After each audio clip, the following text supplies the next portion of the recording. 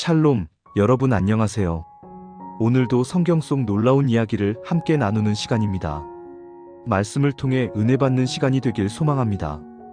아직 구독과 좋아요, 알림 설정을 안 하신 분들은 지금 눌러주시면 감사하겠습니다. 오늘 우리가 만날 인물은 사사시대에 하나님께 크게 쓰임받은 두 사람, 드보라와 바락입니다. 한 사람은 여선지자로서 하나님의 말씀을 전한 지도자였고, 또 한 사람은 장군으로서 전쟁을 이끈 인물이었습니다. 이 두 사람의 이야기는 단순한 전쟁의 승리 이야기가 아니라 하나님께서 약한 자들을 들어 강한 자들을 꺾으시는 역사를 보여줍니다. 사사기의 무대는 그때의 이스라엘에 왕이 없으므로 사람이 각기자기 소견에 옳은 대로 행하던 혼란의 시대였습니다. 여호수아 세대가 지나고 기억이 퇴색되자 이스라엘은 가나안 문화의 매혹과 압박 사이에서 신앙을 잃어갔습니다. 바알과 아세라를 섬기면 농사도 비도 잘 될 것 같았죠. 그 대가로 그들은 영적으로 무너졌고 주변 강대민족의 손에 반복해 징계를 받습니다. 이번 이야기의 압제자는 가나안 왕 야빈과 그의 군대 장관 시스라. 시스라는 철병거 900대를 앞세워 북부 평야를 장악했습니다. 철로 보강된 바퀴와 칼날이 달린 병거는 평지에서 보병을 갈아버리는 공포의 무기였습니다. 반면 이스라엘은 산지와 계곡에 흩어진 농민 공동체, 창과 돌멩이, 농기구로 연명하는 약군이었습니다. 지리도 시스라에게 유리했습니다. 이스라엘 평야와 메기도, 인근의 기손 강 유역은 병거가 전속력으로 질주하기 좋은 넓고 평평한 땅. 이스라엘이 이 평야로 내려오면 전술적으로는 이미 반쯤 진 싸움이었죠. 그래서 백성들은 20년의 혹독한 압제 끝에 마침내 부르짖습니다. 성경은 그녀를 여선지자 랍비돗의 아내 드보라라 소개합니다. 그녀는 에브라임 산지 라마와 베델 사이 드보라의 종려나무 아래에 거주하였고, 이스라엘 자손은 그에게 나아가 재판을 받더라. 그 아래로 억울함을 품은 이들이 모여들고 드보라는 하나님의 말씀으로 분쟁을 가라앉히고 길 잃은 양떼의 방향을 제시했습니다. 여기서 먼저 보이는 건 권위의 근원입니다. 드보라의 권위는 칼이 아니라 예언 말씀에서 나왔습니다. 그녀는 시대를 읽는 통찰, 사람을 세우는 언어, 그리고 무엇보다 하나님을 신뢰하는 심장을 가졌습니다. 이름 드보라, 데보라는 꿀벌을 뜻하는데 벌처럼 작은 몸집이지만 질서와 협력, 부지런함, 그리고 쏘아야 할 땐 정확히 쏘는 결단을 떠올리게 합니다. 반면 랍비돗은 히브리어로 횃불과 닿아 있다고 보는 견해가 있어 드보라의 리더십이 빛을 비추는 역할이었음을 상징적으로 느끼게도 합니다. 그녀가 바락을 부를 때도 태도는 똑같습니다. 명령하듯 군령을 내리지 않습니다. 먼저 하나님의 말씀을 선포합니다. 드보라가 사람을 보내어 아비노함의 아들 바락을 납달리 게데스에서 불러다가 그에게 이르되, 이스라엘의 하나님 여호와께서 이같이 명령하지 않으셨느냐? 너는 납달리 자손과 스불론 자손 10,000명을 거느리고 다볼 산으로 가라. 내가 야빈의 군대 장관 시스라와 그의 병거들과 그의 무리를 기손강으로 이끌어 내게 이르게 하고 그를 내 손에 넘겨주리라 하셨느니라. 바락은 두려움에 이렇게 말합니다.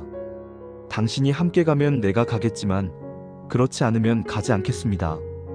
그때 드보라는 담대히 대답합니다. 내가 반드시 너와 함께 가겠다.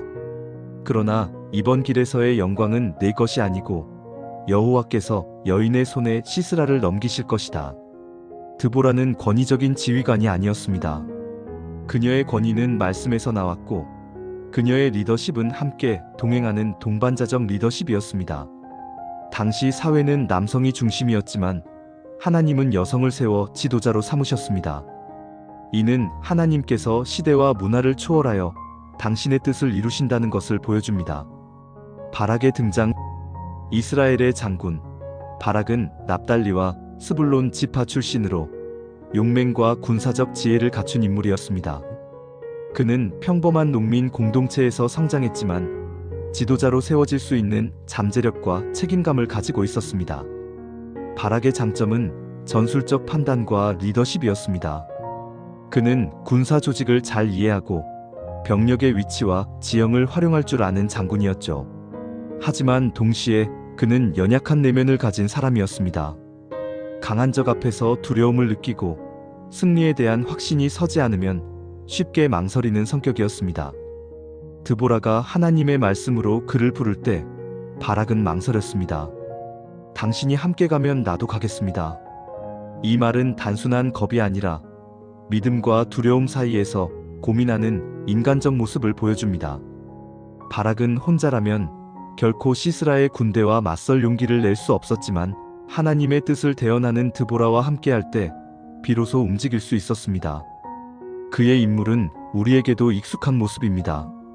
강력한 능력과 리더십을 가지고 있지만 현실의 어려움 앞에서 두려움을 느끼고 누군가의 격려와 동행이 필요했던 사람. 바락은 결국 하나님을 신뢰하고 순종함으로 역사 속에서 약하지만 하나님과 함께 승리한 장군으로 기록됩니다. 전쟁과 하나님의 개입. 이스라엘과 가나안 군대의 최종 대결이 시작됩니다. 바락은 만명의 군사를 이끌고 다볼산에 진을 치고 시스라는 철병거 900대를 앞세워 평야에 등장했습니다. 전력으로 보면 절대적으로 불리한 상황이었습니다. 이스라엘은 농민 출신의 보병뿐이고 시스라의 병거는 쇠로 된 바퀴와 칼날로 땅을 갈라가며 진격했습니다. 하지만 하나님께서 직접 싸우셨습니다. 전투가 벌어지던 날 갑작스러운 폭우가 쏟아집니다. 기손강이 범람하며 철병거들은 진흙에 갇혀 움직일 수 없게 됩니다. 이스라엘 군대는 하나님께서 싸우시는 것을 믿고 힘을 내어 적군을 격파했습니다. 하나님의 주권이 현실 속 전투를 뒤바꾸는 순간이었습니다. 그리고 시스라는 혼자 도망치게 됩니다. 그는 안전을 찾아 겐 사람 헤벨의 아내 야엘의 장막으로 들어갑니다. 야엘은 그를 맞아들여 안심시키고 우유를 주며 잠들게 합니다. 하지만 시스라가 깊이 잠든 순간 야엘은 말뚝과 망치를 손에 들고 결단을 내립니다. 그 평범한 장막에서 평범한 여인의 손길이 역사 속 한 장면을 바꾸어 놓았습니다. 야엘은 두려움 없이 시스라의 관자놀이를 찔러 이스라엘을 괴롭히던 장군을 쓰러뜨립니다. 전쟁의 승리와 야엘의 결단은 서로 이어져 있습니다. 바락과 군대가 전쟁터에서 하나님의 인도를 받았다면 야엘은 역사의 결정적 순간을 붙든 작은 도구였습니다.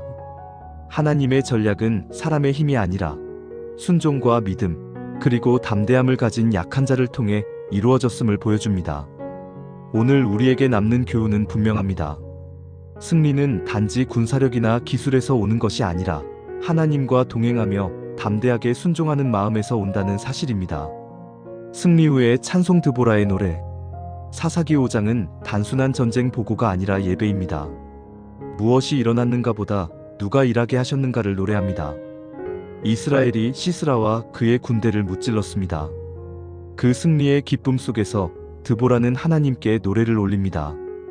여호와여, 주께서 이스라엘을 위해 일하시니 지도자들이 용기 있게 나아가고 백성들도 즐거이 헌신하였습니다. 모든 영광을 오직 주께 돌리나이다. 그녀의 노래는 단순히 승리의 기쁨을 담은 노래가 아니었습니다. 하나님께서 직접 싸우셨음을 기억하며 모든 영광과 감사가 사람이 아닌 하나님께 향하도록 하는 고백이었습니다. 노래 속에는 전쟁의 풍경이 살아있습니다. 주께서 세일에서 나오사 적들을 향해 행하셨도다. 땅이 흔들리고 하늘이 물을 내려 적들을 쓸어버리셨도다. 하늘과 땅이 함께 싸우신 듯한 장면. 폭우와 범람으로 철병거는 진흙에 빠지고 하나님은 보이지 않게 이스라엘과 함께 하셨습니다. 또한 드보라는 공동체의 참여와 방관도 놓치지 않고 기록합니다. 스불론과 납달리는 전장에 나아가 용감히 싸웠고 르우벤과 단, 아셀은 머뭇거렸습니다. 승리는 단지 몇 사람의 용기가 아니라 하나님과 함께한 공동체의 헌신에서 나온 것입니다. 야엘의 장막에서 벌어진 사건도 노래에 담깁니다. 여인 중 가장 복된 자는 야엘이라. 장막 안에서 평범한 손길로 적을 무찔렀도다. 하나님의 때에 평범한 삶 속 기술과 지혜도 역사의 전환점이 된다는 메시지입니다. 마지막으로 드보라는 이렇게 노래합니다. 여호와를 사랑하는 자들은 해가 힘있게 도듬갑게 하소서. 주께서 원수들을 이와 같이 망하게 하시고 주를 의지하는 자에게 승리를 주시나이다. 승리 후에 이 노래는 단순한 전쟁 보고서가 아니라 하나님께서 행하신 일에 대한 감사와 찬양이었습니다. 오늘 우리 삶에서도 우리가 이루어낸 것처럼 보이는 일들 뒤에 하나님이 함께 하심을 기억하며 감사와 찬양을 드리는 삶을 배우게 합니다. 그렇다면 우리에게 이 노래는 무엇을 남길까요? 첫째, 말씀의 권위가 진짜 리더십입니다. 드보라는 칼 대신 말씀으로 사람을 움직였습니다. 가정에서, 교회에서, 직장에서 크고 작은 결정 앞에 우리는 무엇으로 설득하나요? 성격, 경험, 숫자가 아니라 하나님의 기준으로 말할 때 공동체는 안전해집니다. 둘째, 연약함을 숨기지 말고 동행을 구하세요. 바락은 두려움을 인정했고 드보라는 함께 가주었습니다. 신앙은 혼자 강해지는 기술이 아니라 함께 순종하는 길입니다. 셋째, 하나님의 때가 오면 일상의 기술도 무기가 됩니다. 야엘은 장막 말뚝질 아주 평범한 기술로 역사의 전환점을 만들었습니다. 지금 내게 주어진 일, 작고 무료해 보이는 일도 하나님의 시간이 오면 결정타가 됩니다. 그래서 오늘의 성실이 곧 내일의 순종 준비입니다. 넷째, 공동체의 응답이 역사의 방향을 정합니다. 누군가는 나아갔고 누군가는 머물렀습니다. 오늘 내 자리에서 나는 메로스처럼 방관자인지 아니면 스불론 납달리처럼 헌신자인지 조용히 스스로를 비춰봅시다. 하나님은 작은 한 걸음의 헌신으로 역사를 움직이십니다. 마지막으로 우리가 노래해야 할 이유를 기억합시다. 드보라의 노래는 우리가 잘해서가 아니라 하나님이 하셨다는 고백입니다. 승리의 날에도 지치는 날에도 우리 입술의 첫 마디가 감사와 찬양이 되길 바랍니다. 여호와여, 주의 원수들은 다 이와 같이 망하게 하시고 주를 사랑하는 자들은 해가 힘있게 도둠 같게 하시옵소서 하니라. 그 땅이 40년 동안 평온하였더라. 드보라와 바락의 이야기는 우리에게 묻습니다. 하나님께서 하라고 하신 말씀 앞에서 나는 지금 어떤 태도로 서 있는가? 오늘도 하나님은 순종하는 자, 약해도 의지하는 자, 평범해도 믿음으로 헌신하는 자를 사용하십니다. 우리의 삶이 드보라의 노래처럼 여호와께서 하셨다는 고백이 되기를 축복합니다. 오늘 말씀 은혜로 받으셨다면 구독과 좋아요, 알림 설정 부탁드립니다. 다음 시간에는 또 다른 성경 이야기를 나누겠습니다. 샬롬.